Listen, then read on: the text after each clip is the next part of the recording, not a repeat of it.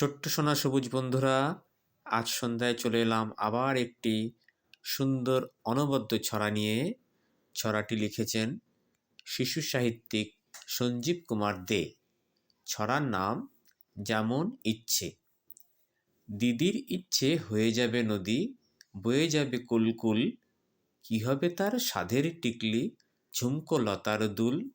নদী হয়ে ধরো নাম নিল কিছু, তিস্তা ঝিলাম রঙ্গিত, কি হবে তার নৃত্যনাট্য আর সাধনার সঙ্গীত। বনের ইচ্ছে প্রজাপতি হওয়া, বাহারি ডানায় ভাসবে, বিচরণ হবে শিলং পাহাড়ে, মাঝে মাঝে বাড়ি আসবে।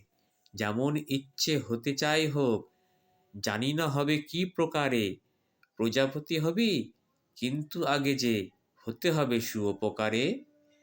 দাদার ইচ্ছে পাখি হয়ে যাবে, আকাশেই হবে উড্ডিন, করবে কি তার টেনিসের জুড়ি, একলা গিয়াসুদ্দিন। শুনছি সেও পাইলট হবে, ঘুরবে বিমানে বিমানে, উইম্বলডন ফরাসি ওপেন, এসবের তবে কি মানে।